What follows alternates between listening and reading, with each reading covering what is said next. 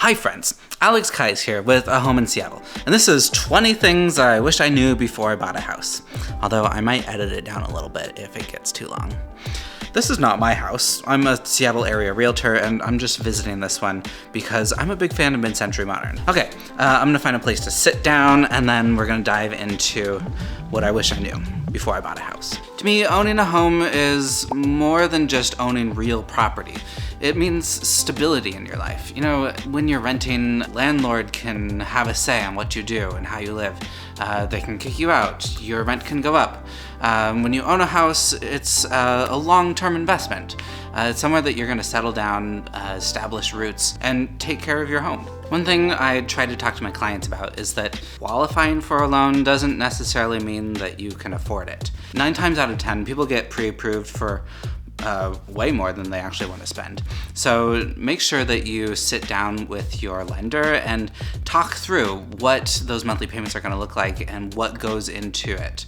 Things like property tax and interest and home insurance. All of these things are going to add up to give you a monthly payment that hopefully you're comfortable paying. Okay, I think one of the first things that a lot of people wonder is how much should you put down on a house? If you pay anything less than 20%, you are going to owe private mortgage insurance, but it doesn't add up to very much. I had PMI for a little while, and I think it added it was about $150 a month, so it wasn't too bad. And my house appreciated quickly enough that I was able to get out of the PMI after 2 years. So if that's the thing that's holding you back, I wouldn't worry about it too much.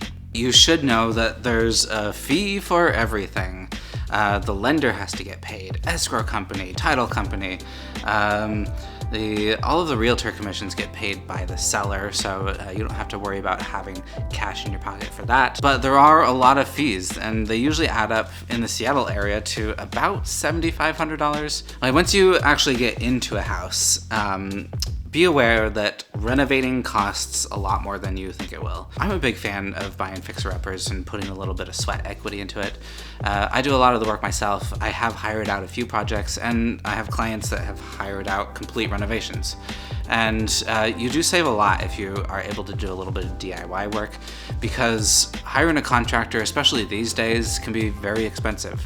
And even the cost of materials are going up these days. A 2x4 is like 3 times as more expensive as it used to be a couple of years ago. I think one thing to keep in mind as you're house hunting is that you're going to change your mind quite a bit. You know, you'll start with a list of non-negotiable items. You know, maybe you want 3 bedrooms, 2 bathrooms, big kitchen. But then as you start going through houses, you start to realize that there's no such thing as the perfect house. And you will probably have to make some concessions. I really think that the most important thing to not make a concession on is location. You know, you can't move the house around, but you can always renovate the kitchen or add a gas stove. And then as you're going through the house and looking at it with an inspector or reviewing an inspection report, just remember that there is no perfect house, and every single inspection that I've ever been on, there has been a whole list of items, even on new construction townhouses. Make sure as you're doing all of this that you're asking questions of everybody. Your realtor will probably be your biggest resource. They're there to hold your hand through the entire process. But as you're walking through with an inspector, ask about future renovation projects that you might want. Ask how certain things work, and they'll talk you through it. With your lender, make sure you get clarification on everything and you understand how much everything is going to cost.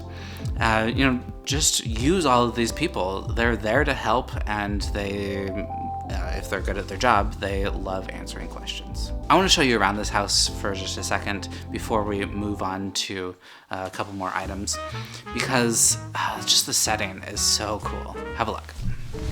I'm kind of a sucker for these mid-century modern houses. If you are too, I have been collecting a few of these that you can view in the description below. Some of the really cool ones that are on the market in the Seattle area, and I always think that they're really fun to look at and to see how much they sell for. But this one is just beautiful, mostly because of the setting. Let me show you here. So we're kind of on this ravine here. I'll take you out on the deck here. But you can see here's the living room, and the view is really nice. It's pretty private. There's a couple houses right over there, but for the most part, we're just looking at trees through these really big windows. As is pretty typical for these older homes, it's kind of out of date. Everything's in good condition. It's just a little old looking. There is a pool out back, which I don't know if I would want a pool in the Seattle area, but to each their own. We've got this lower deck here, an upper deck here. It feels like we're floating or on a boat, if a boat would travel through the forest. And there's just birds all around. It kind of feels like a rainforest. And I have not been over to this area in Ballard before. It's kind of North Ballard, but it's very pleasant. Okay, I promise that we're going to dive into the rest of the list, but I have a couple appointments to get to beforehand. I'm in West Seattle now. I'm going to stop at a coffee shop to answer some emails, do some continuing education classes, and then I have a client who's buying a house that it's pending now, but the roof is getting replaced, so we're just going to check up on that. But before that, look at this place. I'm going to check this out for another client of mine as a potential construction project. Let's have a look around.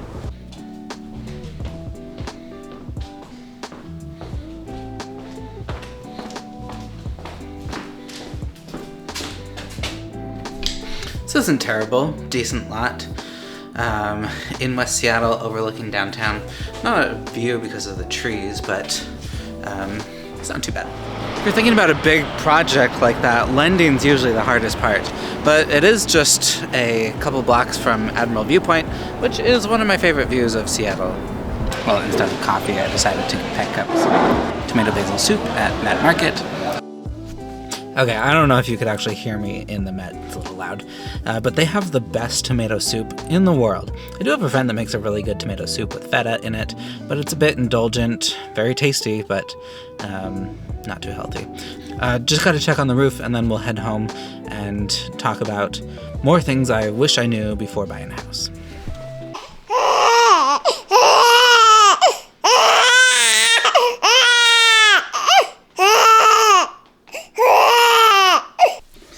Well, that did not go quite as planned. I guess a cooking show is not in store for us, because Celie was not in a good mood. Anyways, monthly payment matters more than purchase price. So instead of focusing on the total number, really pay attention to what it's going to cost each month. I like mortgagecalculator.org. You can plug in all the numbers, make sure you get your purchase price, your interest rate, your property taxes. If you have an HOA, get that in there, and start to play around how incremental adjustments in price, how they affect the monthly payment. What makes a house cheaper also makes it harder to sell. So don't be immediately drawn to the really affordable neighborhoods or the busy roads. While you can find a deal, you're going to want to think about future resale value. Now, when you buy a house, this is especially true when compared to renting, you have to do everything yourself. So there's nobody to pass the buck to. You can't call up your landlord and say, hey, my sink is leaking, can you fix it? You're gonna have to either learn how to do some minor plumbing repairs or hire it out. And like we already said, things are more expensive than you think. So I really think that some DIY skills are going to be in your future if you decide to buy something. And while I love learning new things and I love working on my house, it does get tiring.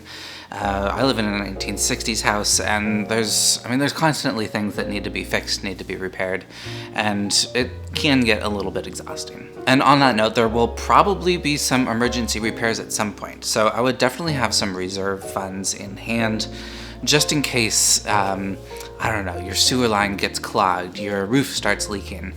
Having a nice emergency fund in place will prevent some major headaches down the road. And this is the final thing. When house hunting, prepare for an emotional roller coaster.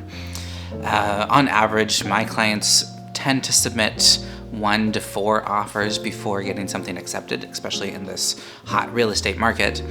And it can be hard to get an offer rejected after you fall in love with a house.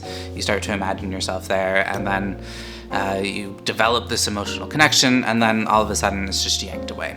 So prepare for some pretty severe ups and downs when house hunting, and hopefully you'll save yourself some heartache. Okay, that's it. That's my total list. I don't even know what number we're at. But if you're thinking about making a home in Seattle, send me a message and we'll chat more about the process. Bye.